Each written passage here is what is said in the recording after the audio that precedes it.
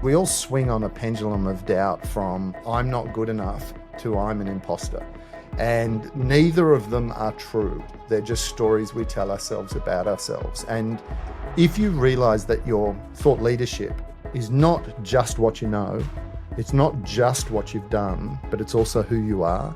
It's your experience, your expertise, and your essence. When you bring those three things together and the essence comes in, what we get is your lived experience, which is those three things, is a unique lens on something. You need to take what you know and turn this into like a pay, instead of giving free ideas and because I used to do all that and people didn't value it. But when they started to pay me money, they started to show up and I would have the CEO in the room. I'm like, oh my gosh, this hasn't happened before. And the CEO is taking notes and the CEO's like, that was great. We got to hire this guy and his team. Like this sounds amazing. We are always comparing our insides to other people's outsides.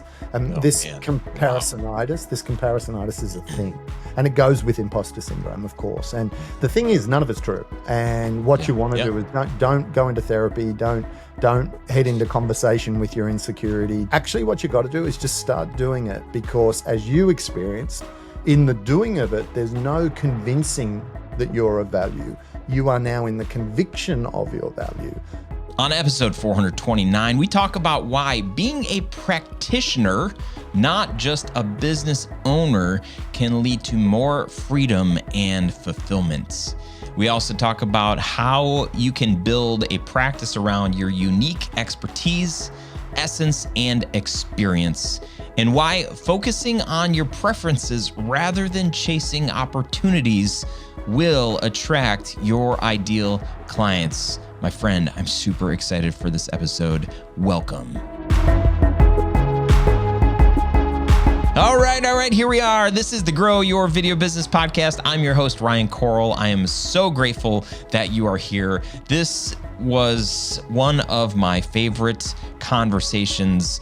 My friend, you are in for a wild ride. You know, I read books and there are some that I read, I'm like, oh gosh, I gotta try and get this author on this show. And so this is the result of one of those experiences. And you know, here's the thing. The kinds of people, the things that I'm doing in my business, the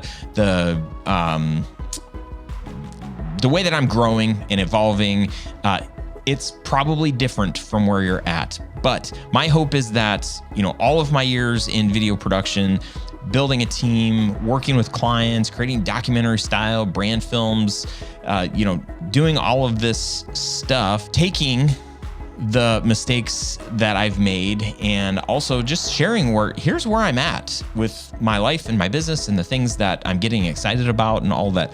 I hope that this conversation inspires you in ways that maybe you haven't even considered, because you are so focused on making videos and running a production business that you haven't really started to think outside of the box on what your skills, the way that you're wired, how you can show up for the world in ways that you haven't even really considered yet. So hopefully that happens on this episode. If you're brand new here, I am so happy that you're here.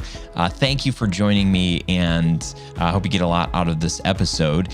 If you are in a place where you don't have predictability in your business, you're kind of frustrated with not knowing all of the jargon that goes along with working with businesses and doing commercial videos and all of that stuff. If you are trying to build what you're doing into a legitimate business that you're proud of, that you're not working, crazy tons of hours, I want to invite you to my 10X Filmmaker Workshop. This is a free workshop that I've taken the last whole bunch of years of me trial and error and building something that I do enjoy. There are definitely times that I like to burn it down. I was on doing an interview this morning and they were asking me questions about my business. And I'm like, yes, there are times that I just want to burn the whole thing down. But I am so grateful that I get to do this work. So anyway, you can get access to this workshop where essentially you'll walk away feeling like, okay, I think there's hope for what I want to do. And here's a better framework, or here's a different way about thinking about the ways that I can approach my business so that you can build something that, when I say 10X filmmaker, it's not just about making more money. It's about finding more freedom. It's about expanding your network. It's about making a bigger impact. Those are all things I really care about. And obviously you can't build a business. You can't have a business if it's not profitable. And if there's not money, not just like money to like meet your expenses, but like more, so that you can have excess, so that you can plan for the unplannable and those sort of things. That's what I want for you. So that's why I call this 10X Filmmaker, this workshop. You can get access to this workshop by going to studiosherpas.com/10xfilmmaker. And so head over there, grab that workshop if you haven't watched it already. I hope you enjoy it. I hope you get at least one thing from that workshop that you can apply to your life, your business, and grow from there. With that, let's get into our episode with Matt Church. Welcome to this episode. I'm so excited. I'm so happy that Matt Church is joining me and us. Matt is the founder and chair of Thought Leaders Business School. He is the author of the Thought Leaders Practice, this book. So if you're watching, wow, that's showing up as black. Do you see black? Yeah, I'm seeing black instead of green. You must have a green. That is so weird. Wow. Do you know anybody who's like really good at video who could explain that? Yeah, I don't know. I'm gonna have to call somebody. That is the strangest thing in the world. Call someone in your community, man. We've got bloopers happening, and we haven't even started rolling. Anyway, I was handed this book. No, somebody didn't. I bought this book. Three people in my mastermind said, "Oh, you got to read Matt's book. This is really, really good stuff." Funny and ironically enough, Matt, this morning, or maybe it was yesterday morning, one of my clients, his newsletter, he was promoting this book as part of his newsletter. I'm like, amazing. What are the chances that's happening? So love that. I don't know if I told him to read it, and that's why he was, but maybe. Anyway, really, really fun. So my take on the work that you do, Matt, it's taking what's already inside of us and leveraging that to be able to help as many people as we can. Well, I was about to say, the focus of that book is that there are three choices and we're never told the third. And I reckon your audience gets this. They get the third choice, because anybody who runs a portfolio career is often called a solopreneur, or I call them a practitioner. Yeah, I mean, it's not a new idea. Doctors have been doing it forever. So you can get a job, you can start a business, or you can run a practice.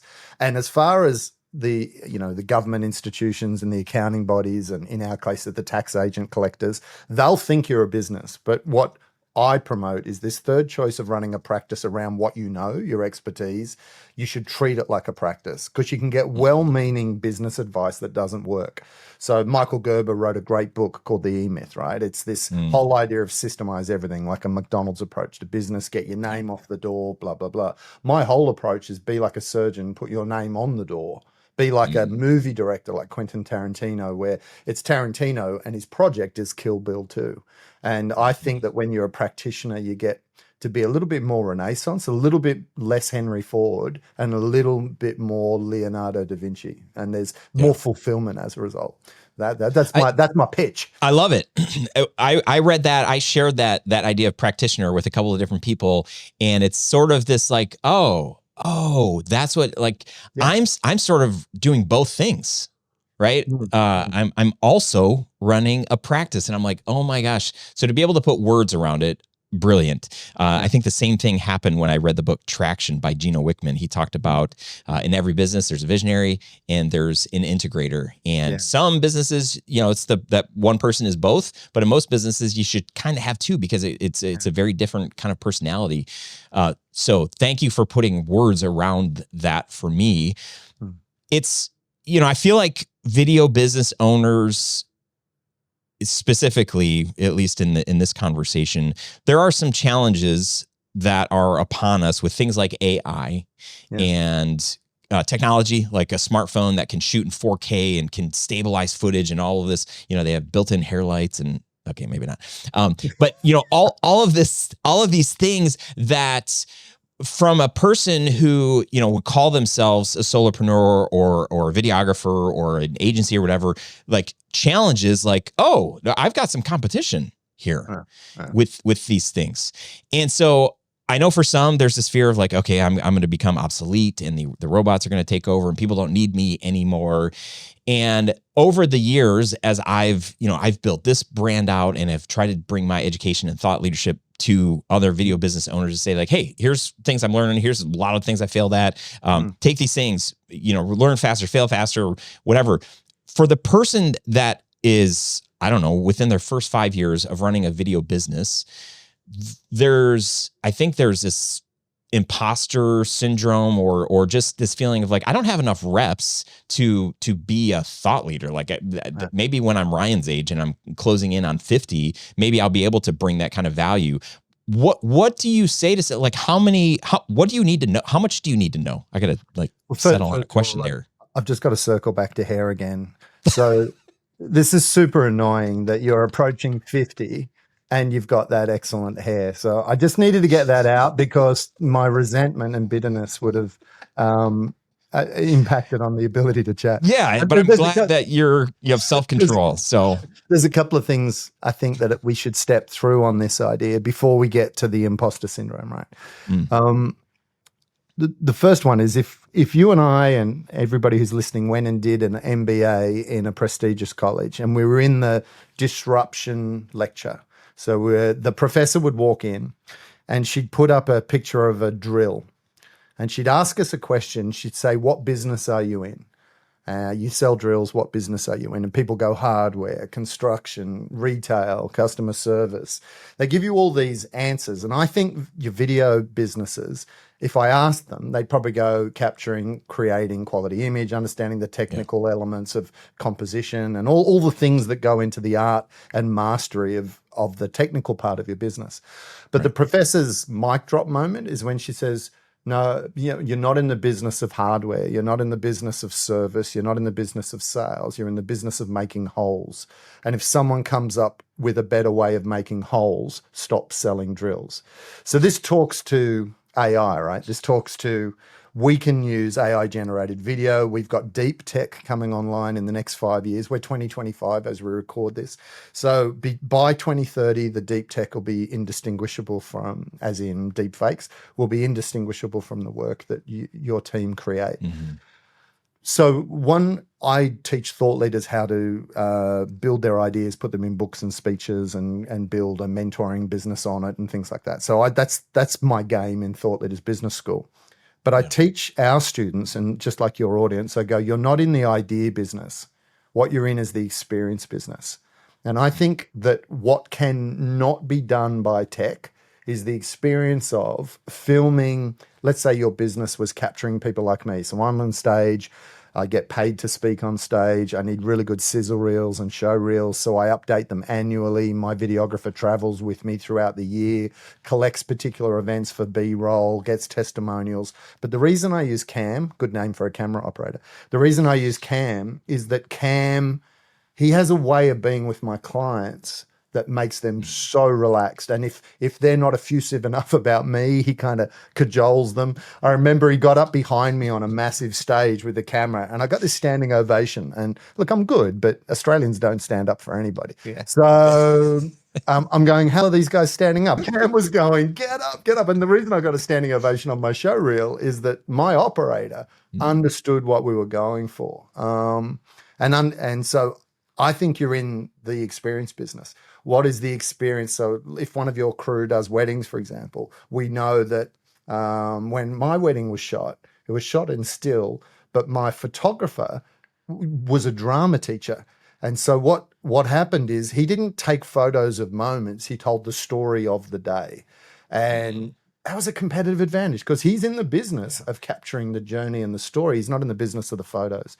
And I reckon that if you're worried about tech disrupting you, you think you're selling drills and you actually need to focus on making holes. In this case, just to be explicit, I think it's the experience and the technical competency. So the technical stuff's price of entry, what it's like to be with you, what it's like to be in your presence, how aligned you are to my goals and things. That seems to make the difference. So I guess that's the first thing around the disruption tech thing. I suppose the next one, which was the imposter syndrome, is we all swing on a pendulum of doubt from I'm not good enough to I'm an imposter. And neither of them are true. They're just stories we tell ourselves about ourselves. And if you realize that your thought leadership is not just what you know, it's not just what you've done, but it's also who you are. It's your experience, your expertise, and your essence. When you bring those three things together and the essence comes in, yeah, you might be doing something that someone can get anywhere. Like you might go, it's not rocket surgery, what I'm talking about, but rocket science, brain surgery, stuff together. It's always funnier when I explain it, right? Is this idea that when you bring those three together and you add essence to it, what we get is your lived experience, which is those three things, is a unique lens on something. And this is Seth Godin nailed this. He wrote a book called Tribes. He said, now that the world is accessible as it is, you only need 1,500 people engaged with what you're doing and you've got game. So it's not about 150,000 likes on the dead Instagram that's got, no regulation anymore and full of awful things I never want to see. It's now about you building your community of commitment, the 1,500 people who really dig the essence, expertise, and experience that you bring to something. Yeah, I love the framing of that. I would say my journey, it's been so helpful to have a podcast. I will say that because I've been able to articulate out loud with guests like you, with the people that listen to the show. And I have grown so much in my confidence in what I believe, about me and about what I have to offer. It's when we stay to ourselves and when we're afraid to You got to ship. So your show makes you ship your ideas every week you record it. And for some people, writing's not the way. And I wouldn't be surprised if video experts would be better telling stories. Do you know what I mean? Their content is better, like your expertise is better elicited in conversation. In fact, it's considered one of the highest ways of knowing. There's this professor, ex-Toronto University, so he taught alongside Jordan Peterson, and his name's John Vervaeke. He's got a YouTube channel called Waking from the Meaning Crisis that's just extraordinarily long. He's a talent and it's unbelievably long, but it's great stuff. But he's done this thing on ways of knowing, right? And he goes, there's sort of three basic ways of knowing and then one superpower. And you're talking about the superpower when you talk about your podcast. He says propositional knowing is where I tell you something. Procedural knowing is where I show you something.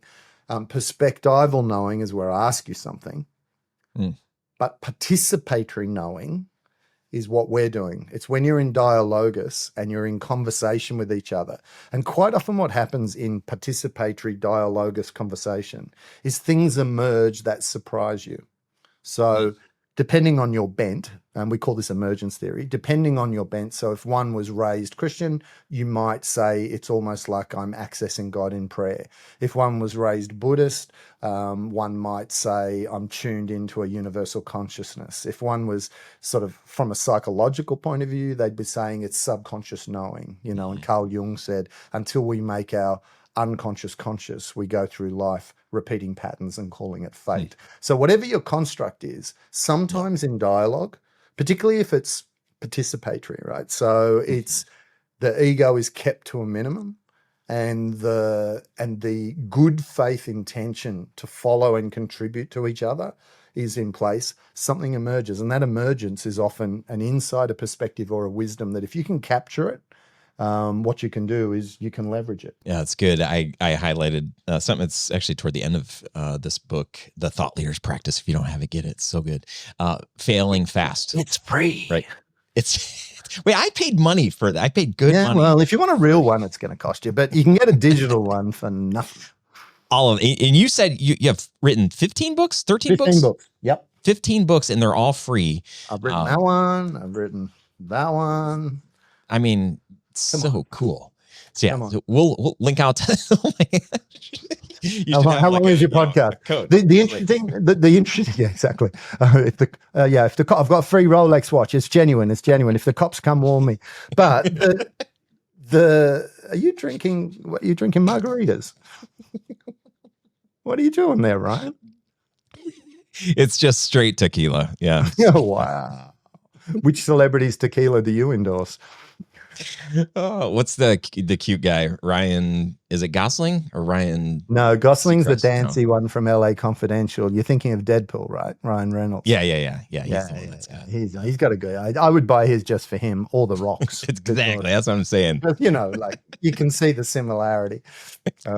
So I think one of the things, the reason I've got so many books is not because I'm clever. I'm not. I'm my IQ is not off the charts. I'm well read. I'm considered and prepared. But what we do is we believe that a book is the positioning for a back end. So, for example, I wrote this book next when Uber was taking over transport businesses, when Airbnb was taking over accommodation businesses. So that era, just pre-COVID, where we were all going, what's happening, data was the new oil, all that kind of stuff. And so this book is all about how do you deal with disruption and change. So it's not a book my mum wants to read. It's not a book. I don't care if my books are New York Times bestsellers. I write it so that I can hand sign 250 copies, put them in the mail, and send them to 250 key people of influence. A $20 book, not my game. A $20,000 day or a $200,000 contract, that's my game. And so I write books for 250 people. If anybody else gets them, so be it. So it's their strategic front ends to a practice. Yeah. So for the typical solopreneur video person, they're probably like, Ryan, what are you talking about? Why are we talking about books, and why are we talking about thought leadership? And for me, in my own journey, I mean, I spent last year in the mastermind that I'm a member of. Half of the people are authors in that group. And one of the goals I set at the end of last year, I was like, I want to, next year, 2025, I want to finish writing a book. And I'm that person, perfectionist. I overthink. I want it to be perfect, especially my first book. Now I'm like, you know what? I don't care.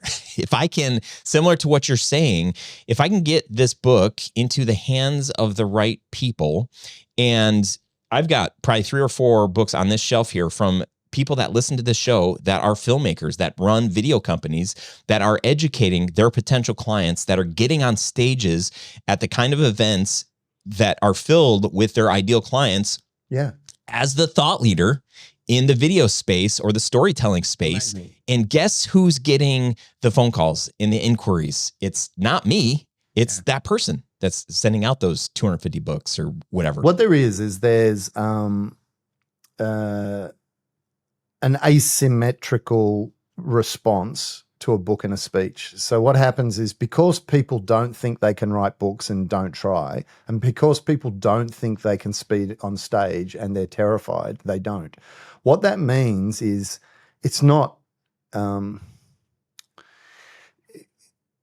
demean how those two things take work, but the issue is, if you can get yourself over the hurdle and do both, speak on stage and write a book, you are now in a category that rises you above the mass. So if you were looking for how do I differentiate myself in the marketplace, I would go, can I step myself into that space? Now, for a lot of people, I reckon, I was thinking about your audience today, and I was thinking that the question I would ask them was, everyone's watched Masterclass, I'm sure. So you see like Ron Howard talking about directing, and the video quality of that Masterclass is off the charts. They got a back catalogue of his movies to draw on and others. It's like, it is literally a Masterclass. So the question I'd be asking your audience is, I'd be going, if you were to do a Masterclass series, like just imagine you were, what would your angle be? Because it's not teaching people what you do. It's the whole drill and hole thing, right? Like, so it's like, what I would be asking the question, and when you ask uniqueness questions, like what is it that separates you from everyone else, you go into a pit of despair, because you kind of go, there's nothing special in me. And this gets to that imposter syndrome that you talked about. What I believe is, when you start documenting what you know, which is those 3 things, what you know, what you've done, and who you are, when you start documenting them, and this book here, this pink book, that talks about a process called a pink sheet. And I reckon that for someone who for your audience, it's almost the best book, because it's the book on what's my idea? What's my angle? The green book is how do you build a practice? How do you monetize it? How do you be commercially smart? We've got this strategy called clusters, which is basically a minimum viable product idea of how can you get a coaching offer up quick, and talks about some of the risks that people do where they start to become what we call mode locked. So they say they're a video coach or something like that. So but this book will start to unpack what is it that you know. And one of the best ways to do it is to capture what you've learned from other people. So rather than going, oh, I've got to be a genius, just document what you've learned from others. This is what academics do. It's called a literature review. And what one can do is one can run a thought leaders practice just curating other people's excellence. And that is legitimate. Think of it like you can be the artist and or you can own the art gallery. And if your practice is an art gallery where you bring in shows, you know, where you bring in different and you feature different artists, that's got deep respect. It's got attribution in it. You're not plagiarizing. You're actually edifying the person that came before, which in Buddhism we call lineage, right? So the idea of being able to talk to your teacher lineage speaks to that. I feel like when I started this show in 2018, I was like, well, I'm going to have guests on because what do I know? And I have all these experts on, and it has been this whole thing. It's taken me years to finally be like, you know what? I actually do know some stuff, and I've learned from the best, but I've kind of taken, you know, all of those sticky notes and things. I mean, like I've got my own flavor and my own version, and I'm way more confident today than when I started teaching people in 2018 officially. Like I'm going to call myself, you know, video coach or whatever. And I was so nervous. There were other people doing it that were way better, but I'm like, I'll just hide behind all these big names of people, my network, and get them to talk. And then I'll just agree and like, you know, throw some things out there. And all these years later, I'm like, oh, actually I have something to offer. Tim Ferriss's podcast. Tim Ferriss is extraordinary in his own right. Like he wrote the 4-Hour Body, the 4-Hour Week, all that sort of stuff. Titans, which is his mentor. But the book Titans is exactly what you're talking about. He sits with amazing performers like Sheryl Sandberg and goes, post grief, loss of husband, what do you now know? And her work on resilience is her best work to date. That's in her book Option B. So I love what you just talked about around, and I call it comparisonitis. Like if you want to be unhappy, there are two things. One is have comparisons and the other is have expectations. That'll just make you miserable because I had one of the people in our business school, we call them students, Dr. Sheila Meissen. She's 68. She's extraordinary thinker on how we commune. So beyond collaboration, how people come together. She said to me, we are always comparing our insides to other people's outsides. And comparisonitis is a thing. And it goes with imposter syndrome, of course. And the thing is, none of it's true. And what you want to do is don't go into therapy. Don't head into conversation with your insecurity. You don't have to do internal family systems, IFS. You could do Byron Katie's work on, you know, and you could do all these things. But actually what you got to do is just start doing it, because as you experienced in the doing of it, there's no convincing that you're of value. You are now in the conviction of your value, which enables you, like Tim Ferriss, to be able to sit with someone and not be competing for attention. And that's because that's what a cool host does, right? They're present, but they know how to dance with it, which you do brilliantly. Oh, thank you. Working on my moves, you know? Yeah. Stop showing. My kids would go, could you dance less with your shoulders, Dad? In a little box, this little safe space. So that's a great movie, isn't it? My gosh, you're referencing Hitch, right? Like with Will Smith and Cameron. So good. Such a good. This is where you live. This is where you live. Yeah, that's the phrase. It's like, that's not where I live, man. You see me at a wedding. My wife is like, I'm gonna go sit down while you dance. Let me know when you calm down, and then I'll come back. Out. Wow. It's fine. One of the smartest things that I've done, I've done, I think 3 or 4 pretty smart things in 20 years of running a business. But in 2018, the same year that I launched this brand, this education brand, I had a consultant we were working on this. He was actually the one that gave me the book Traction. I read that book that changed my whole perspective on what I wanted to build. And he needed some video stuff. And I was like, wow, I think what you're saying that you want, I don't think you need that. And he's like, okay. I'm like, what if, like how you charge $2,500 for one of your consults, what if I charge you $2,500 to ask a lot of questions and to help you figure out what it is that you need? And he was like, that sounds amazing. And I was like, oh my gosh, I'm going to get paid $2,500 to have a 2-hour conversation. I'm like, what am I going to say? What am I going to do? What happened with that opportunity is over the past, we're in year 7, I have done probably 100 of these paid workshops where I walk a team through. I'm sitting with the CEO. I used to not get the CEOs in a meeting. If a company wanted to do a video, I was talking to the head of communications or a marketing assistant or somebody, and then they'd go up the ladder. Now I'm like, hey, we work with 2 different kinds of clients, one that already knows what they want, other that needs a partner. If you need a partner, we start with this workshop. You want to bring your stakeholders in. So I'm in the room with these stakeholders. I've got all of this practice of showing up, leading people through our process, and it has become one of our most unique advantages. Yeah. We're winning jobs and opportunities. People are paying way more money than they set out to on a video because they're seeing what they want and the value that the right video can provide is worth so much more. Yeah. I bring that up not to brag, but I keep encouraging my video people to say, you need to take what you know and turn this into like a pay instead of giving free ideas. And because I used to do all that and people didn't value it. But when they started to pay me money, they started to show up and I would have the CEO in the room. I'm like, oh my gosh, this hasn't happened before. And the CEO is taking notes and the CEO is like, that was great. We got to hire this guy and his team. Like this sounds amazing. Right. So having you kind of like help my friends here say, you have what it takes in you because you're doing videos. You know what it should look like. You know what it should feel like. You know what it should sound like. You know all of these things. You have different uniques that make you different than Ryan. So you bring something, your experiences and all that to the table. How would you encourage somebody to take, whether they're 2 years in or they're 20 years in to running their video business, to think differently with how they are presenting how they can help a business, and maybe even consider charging for a workshop or, a presentation? I love this. You've used a word, I don't know if we were recording or not, but we were setting up this podcast and you talked about it, like the phrase that clunked into my head is curiosity-driven conversation. And you'd used the word curious, I think.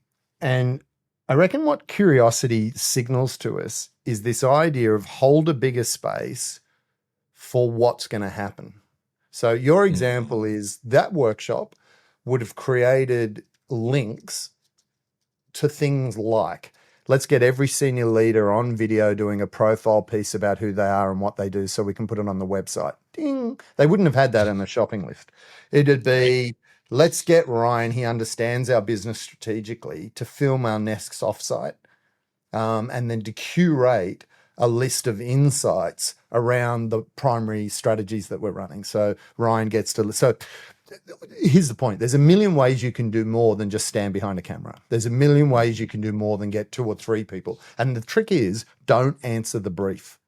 Be curious and explore the bigger possibility. Now, that's opportunistic. But the second thing you want to do is you want to do it from your preferences. I think that too much of us have been taught entrepreneurism. Entrepreneurism is seek an opportunity or a gap in the market and try and exploit it and be the first to market or the first follower, right? So opportunism drives the entrepreneurial mindset. I believe as we move from productivity to presence, as we move from, doing the hard grind to tech taking away a lot of and it's going to absolutely decimate AI, the people who can't get what you're talking about, is you've got to do it based on preference, not opportunism. So if you have a preference for drama and narrative, then fold that into your business model. If you have a preference for thinking and provoking, then drop that into your business model. And so I invite, first of all, hold a bigger space than what you've got, beyond the shopping list. Number two, work towards preference, not opportunity. So don't look outside and go, here's something we should find that the world needs. I go, no, look inside and go, here's something, a gift I can bring. And then my third and final piece is your angle, your edge is easier to find in your shadow than your shine. So what a lot of us try to do is we like to put forward, like, here's what I've done that's great, and this is why you should book me.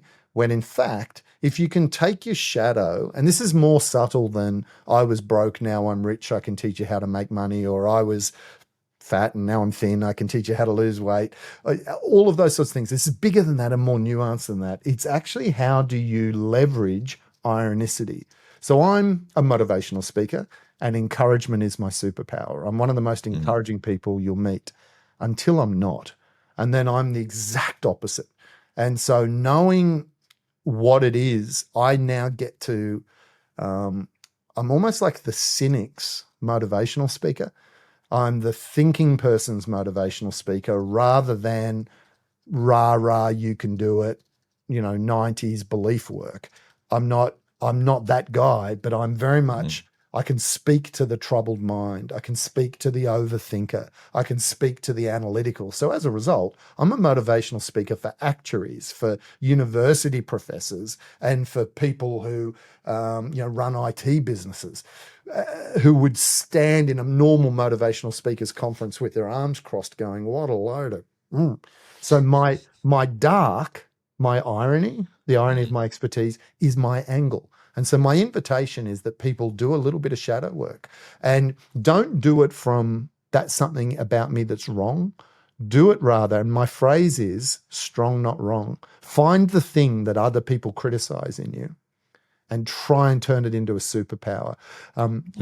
I jokingly say you should profit from your pathology.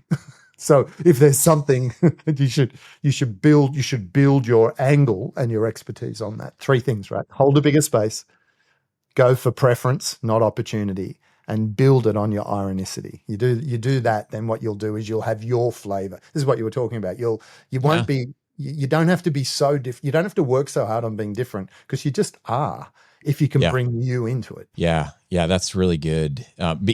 Then the client relationship becomes so much more like you feel connected and you feel like you're in sync, and the work that you do will serve them better, and the whole experience will just be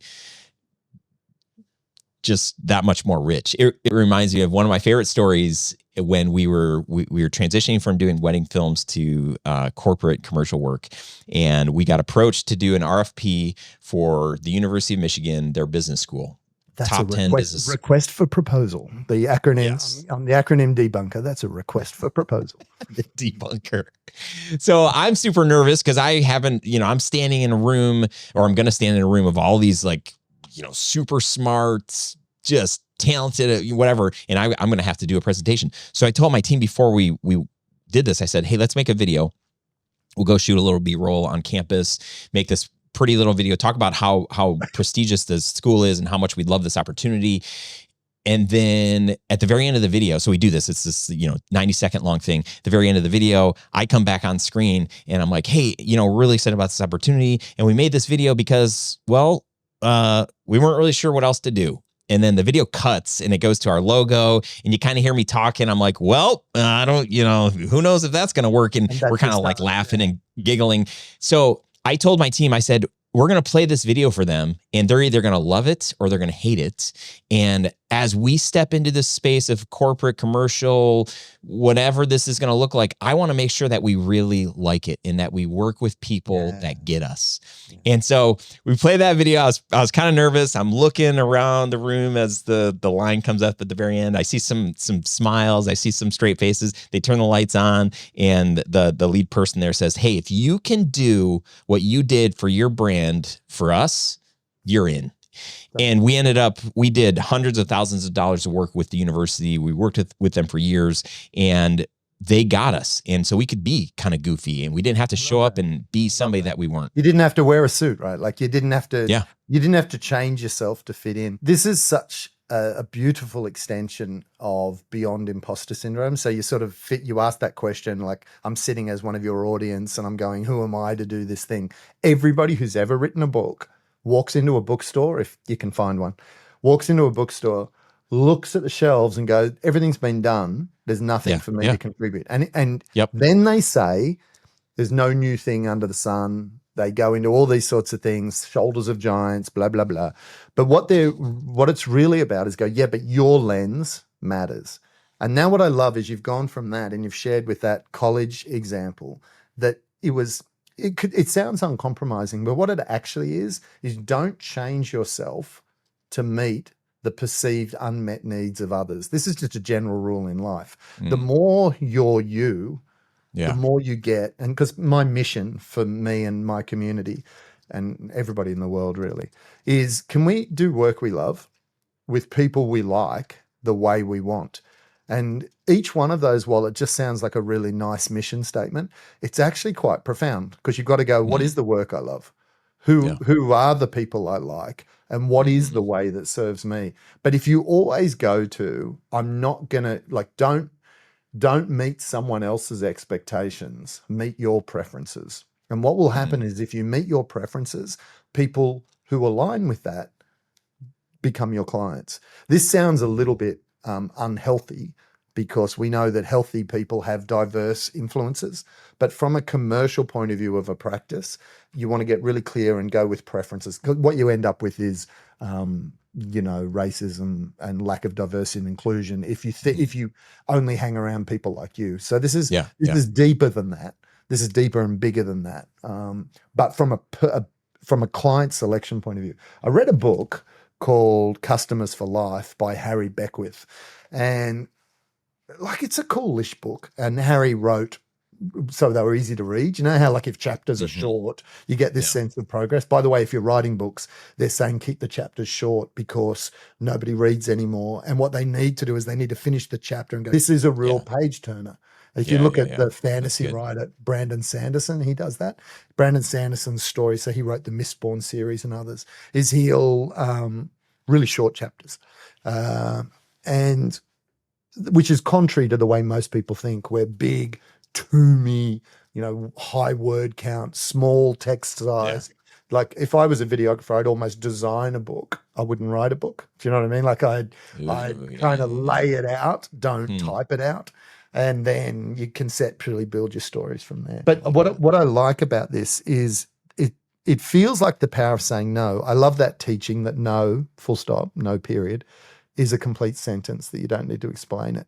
And I reckon when you're running an elite sort of practice, like a video business might, or a photography business might, or a film business might, you get to do it your way. And think, I reckon you want to be a director, not a commercial maker. So what directors do is they do what they want, and then what they find is there are actors that align with them. It's the Hanks and the Spielberg partnership. Yep. So I think that preference is more powerful. And I think in the future, it's going to be the key to art. Is we know that artists don't paint for us. They paint for themselves. And if we like it, so be it. And the best musicians do the same. They don't write, earworms like Drake. What they actually do is they create, sorry, Drake, but come on, shots fired. Kendrick Lamar's going to love that. Is that what they're totally doing? Listen to the show. Yeah, of course he does. He'd be mad not to. And I think, so you can be massively commercial by meeting the needs of others. And I go, but how much money do you need? Like, not like you can, my thing is to be massively fulfilled, financially free, but doing work I love, rather than one day I'll sell my business for a lot of like figures and then I'll be free. That sounds like a prison. And if you've looked at the statistics, very few people exit businesses in a profitable space. I think a challenge that people are probably thinking through, one thing I'm learning is, like, don't don't build your business like Ryan. Like, don't do, you don't have the same skills, the same, like, weird things about, like, be you, right? Like, if you can figure out what it is, what do you love? There are things about, the way I run my business. People are like, oh, cool, he's got a studio and he's got this, I'm like, yeah, the grass is always greener. It's like, yeah, I've got a studio. There's challenges that come with the studio that you might not want to. The grass is always gravel, because the grass on the other side, it's just the whole comparing insides outsides things, right? It's like all of you do not know what's going on in another person's life. Totally. Absolutely. Yeah. And the question I'm asking is like, man, what could I get out of this having a studio? Because, man, not having a studio, that life looks real nice, real simple. Anyway, I digress. For somebody that is wanting to attract the kind of clients that would align with them, how does somebody market that? Like, how does somebody show up? For me, it's easy. Like, if I want to be goofy, sarcastic, whatever, I can shoot a video. My posts are, they've got that flavor of like, I've got some seriousness. I can get deep. I posted on LinkedIn today about crying, about sharing this video of my teaching my 5-year-old son how to ride a bike. And it's called Letting Go. He's a senior in high school this year. And we're going to actually be letting him go. And like, to think about that, like, I can't think about it for too long because I'm just going to start crying. Yeah. It's easy for me to show up like that. But there are a lot of people who are afraid that if I really showed people who I am, they're not going to like I don't know if people are going to hire me. I don't know if they hire that kind of person. How would you coach or encourage that person? Carl Jung said, we make sense of the world through 3 lenses: our cognitive, our emotive, and our intuitive. And what he was saying is, we will collect data as a thinker, we will collect sensations as a feeler, and we will sit back in our ground of being as a knower. Okay, so stay with me here, everybody. When you make decisions from the thoughts in your head or the feelings in your body, they're not as powerful as making decisions from the awareness of your feelings and thoughts. So when one can sit back from, so for example, if I'm going to go be myself, but I'm doing it from hear my thoughts on loudspeaker, that's not you. When it's your feelings and you go, like, you rant and have outrage because it's unregulated, triggered emotions that you've not worked with, it's not as powerful as when you sit back in your calm ground of being and show up. So we can put a layer of thoughts and call it ourselves. It's not, it's your thoughts. We can put a layer of feelings and say, I'm being authentic. No, you're not. You're being dysregulated and out of control. When you sit back in your ground of being and you turn up, almost not thinking about yourself, who you are seeps out, and it's always perfect and it's always right. So that's easy to say, but we have to unstory our thoughts and feelings to do that. Now, that's a nice big existential answer to, the question of, what if I show up and people don't like me? What if you show up not as you and they do? Yeah. Because now they like what's not you. But you've got to do work. Ken Wilber's a great teacher. He's the founder of integral theory. He says one needs to wake up. This is this idea of sitting in your ground of being. But also one needs to show up. But also one needs to grow up. But also one needs to clean up. So he's saying it's all well and good, right? But this clean up bit is like, you don't do therapy. Like I say to speakers, I say, they'll do something that was really emotional. And I go, that was therapy on stage. You were doing that for you. What was the service for someone else? Because the two extremes are like death by PowerPoint, where you're just downloading data on people, or therapy on stage where you're just, it's all about you. And you've got to get that balance right. And I reckon when you turn up, there's kind of 3 things. To be fully self-expressed is not to be thoughts and feelings, it's to be the awareness. So to be self-expressed in service to others.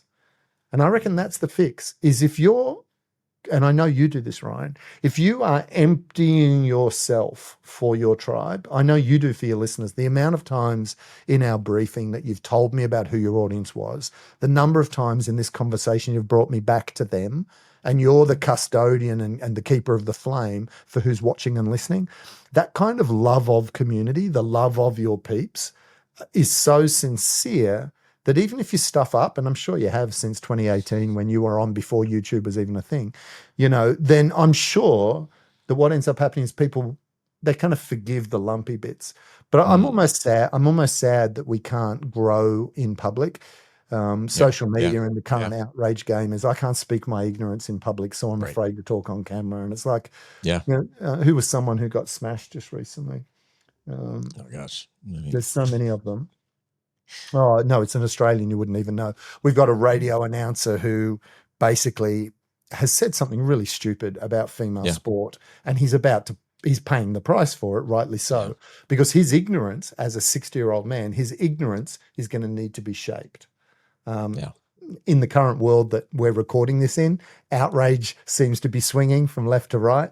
But I love Stephen Fry's, the British comedian, who said, you go to Oxford University not to get a degree, but to develop the Oxford manner. And that's the ability to disagree gracefully. And I think when you turn up as yourself in service to others, you're always rewarded. So, because, someone who turns up as themselves is full of themselves. Someone who turns up in service to others can be a doormat where everybody walks all over them. So you've got to get that balance just right. Yeah. And that's part of the key. So it's not unfiltered self-expression. It's self-expression moderated by service to a community. I reckon the question for your audience would be, who's your tribe? Yeah. And this is what Carl Sewell talked about in Customers for Life. He posed in this book, and you don't even need, great book, but you don't even need to read it. His question was, if you had a customer for life, they would solve the holiday or the vacation test. The vacation test is, would you go on a holiday with your client? I went one step further because Nick is 21 and Chloe's 25. So back when they were like 10 and 8, I was, would I leave my kids with you for the weekend? So if my kids spent a weekend with Ryan, they'd learn composition, they'd learn self-expression, they'd learn so much more, they'd have fun. So I know, even not knowing you, that if my kids were to be with you and your family for a weekend, they'd come back better. And so my filter for clients was, are you someone I would leave my kids with for the weekend? Not like, yay, I'm away. It's like, can you contribute? Can you mentor their journey? Would you be a fractional influence on their lives, even just for a weekend? And when I asked that question, I got really clear on the type of people I wanted to work with. And it wasn't corporate executives trying to get a return on shareholder value with presentations. What it was was someone who was being themselves in service to others, and that had an essence, an expertise, and an experience that they could bring to bear. So who's your tribe? Who are the peeps that you'd go on holidays with, that you go on vacation with? I love that as a question. And that to full attribution to Carl Sewell. Yeah. I love that. It reminds me of, we talk a lot about core values, and at our studio, I tell people we hire and we fire by our core values. And we've got 3. They're pretty easy to follow, or not to follow, but to embrace and to live out, whatever: humble, hungry, heart. And when you can identify some things like that, it helps when you start thinking about what kind of clients we want to work with. I love those 3. They're beautiful. I copied 2 of them from Patrick Lencioni. What was the book? Dysfunction of His were humble, hungry, and smart, and we changed smart to heart because all of my team, they just kept thinking like it was about intelligence. I'm like, no, it's like EQ, and so anyway, we've changed it to heart. But to this idea, when you're thinking about who you want to work with, if you have some values defined, you just demonstrated your second value, by the way, like the first value of humble, because to do attribution, to acknowledge, it's the assist, right? Like, the coach Woden, the pyramid of success on Ted Lasso, he created the assist in the NBA, which is, you dunked, you shot, who passed the ball to you? Point to them. You just did that. You just did that with Lencioni. So that's fun. Chops. Thank you. Your gift of encouragement, I see it in action, and I am a grateful receiver of it. So I do love that, but you've got to have some intention and find that time to figure out, like, who am I? What do I care about? And when you start defining those, it becomes easier to identify the kinds of clients. Because as you were talking, I'm thinking, okay, who would I leave my kids with? Angela from Bellwether. Like, love her, love their whole team. I'm like, they're all great people. And I'm just thinking through, like, the clients that have been with us the longest. These are all clients that have great values themselves. They're good people. Some really big businesses that make tons of money, but they are in service. They really do want to help people. I'm like, that's good. Right?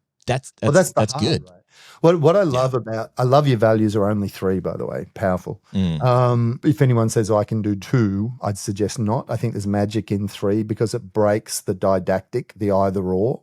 And so 3, that's good. 3 is super cool. Think of a Venn diagram. The 3 circles cover more territory than the 2 do, right? And their overlaps are more interesting. But more than anything, so I love that there's 3. I reckon that should be a rule. I love your 3, and thank you, Lencioni. But I'll go one step further, that they allow you to say no. So this whole idea of you don't have to be everything to everyone, you can just be yourself with those who align, it's not the story we're told, because we've got a scarcity story that there's not enough work, I can't get enough, and there's too many videographers, too many photographers, too many studio and agency owners. I go, no. Your differentiation is preference and selection. Your differentiation is not broadcast. So what you do is you don't say I'm special. What you do is you choose what your preference is and you select for that. And this is that whole idea of work you love, people you like, the way you want. And when you drive your life around that way, it's a hack for capitalism. So I love making money, but I don't love it. I also love doing nothing. So people would say, start a business, leverage it, let other people work. I'm going, no. What I want to do is I want to practice where the work I do is so joyful. And this is the test. You know you're doing work you love. You know you're in your joy river.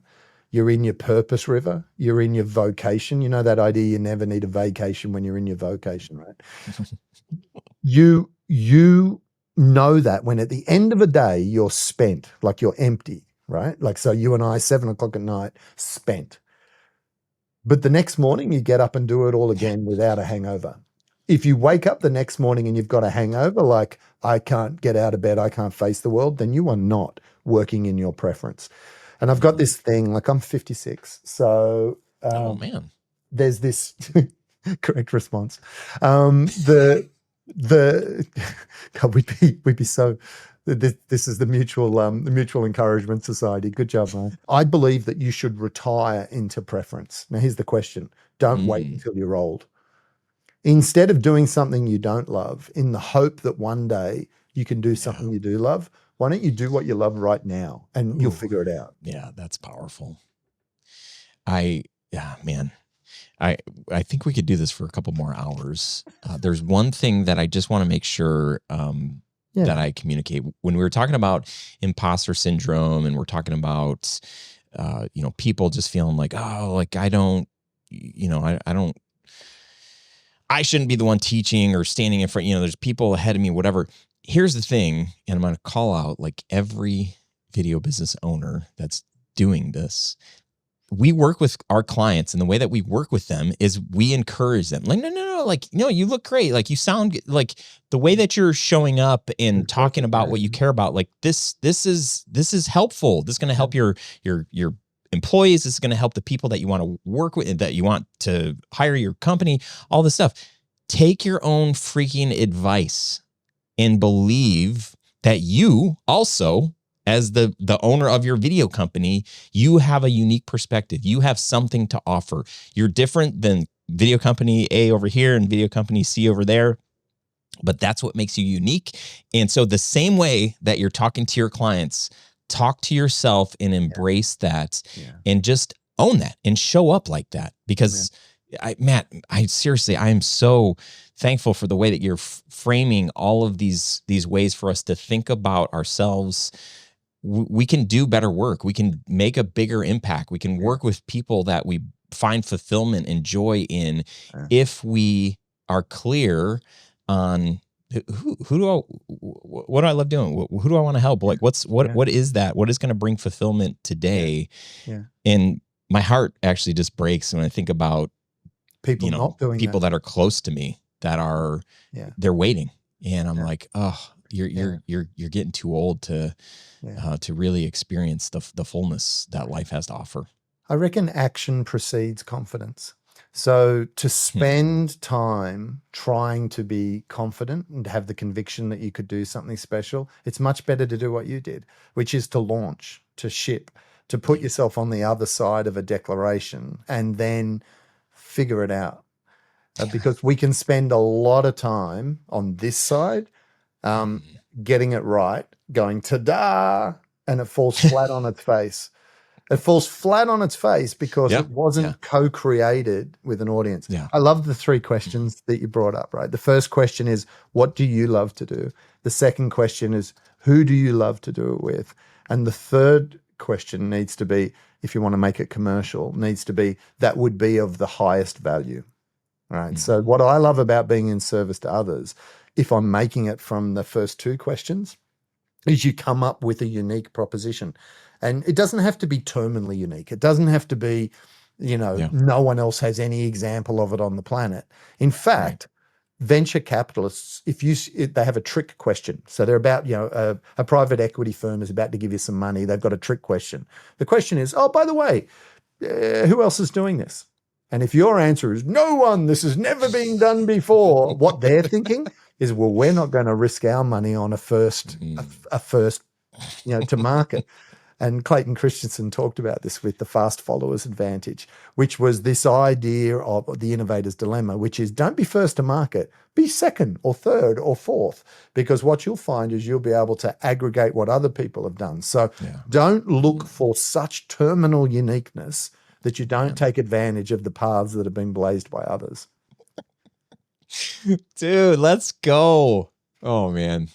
Yeah, you just set some thoughts free there for me. Appreciate that. This is so good. Okay, so you got all these books that are available to everybody. Yeah.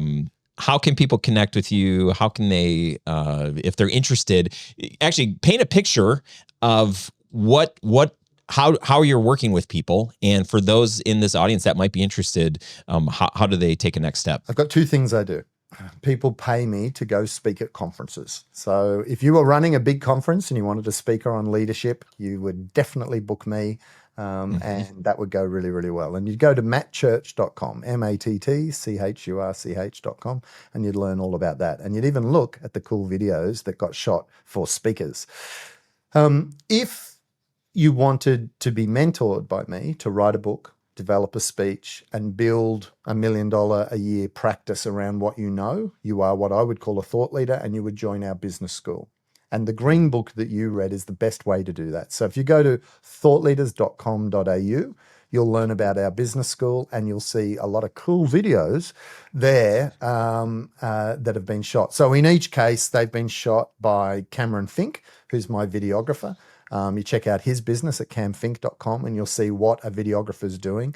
Or one of my friends, a movie director called Simon McRae. So Mo McRae, MoMacrae.com. And Mo McRae is a director turned educator in this space. So they're 2 examples of people in your sector who I've worked with who've created that stuff. But I imagine this is just a chance for you and I to say, hey, to hopefully inspire some people to do cool things. And if I had one action request for people, it's not that they buy anything from me or that they refer me.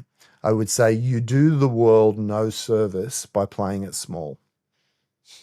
You do the world no service. It's a form of false humility, and it's not what you were born to do. And that it is a privilege to be self-expressed, and it's a privilege to do so in service to others. And when you nail that, you'll get everything you want in life. Oh, baby. That's, can you drop the mic? Is it okay? Like, can you hang on? Drop that, walk away. Just. I don't think you can drop a Rode USB. I think you're right. Probably. It's more awkward. Matt, I'm seriously so thankful. This was thanks, Ryan. What a gift for me. And me. I love you just living in your sweet spot and helping so many people. Thank you. Oh, it's so good. So appreciate you. Really grateful we got this time together, and I am inspired. Thank you for doing what you do in the world, Ryan. You're making a difference. Friend, thank you again for joining me. If you want, you can leave a review for the show if you like it. That would be cool. If there was something from this specific interview that stood out, that challenged you, that changed you, leave a comment in the video, shoot me a message. I am at ryan@studiosherpas.com. That is my email. I'm on the socials too, on Instagram at Ryan Coral or at Grow Your Video Business, and also on LinkedIn. Give me a follow, smash that smash button, all of the things. Let me know how I can help you. Seriously appreciate you spending this time with me today. And I'm wishing and hoping for nothing but the best for you, my friend. Until next time, bye for now.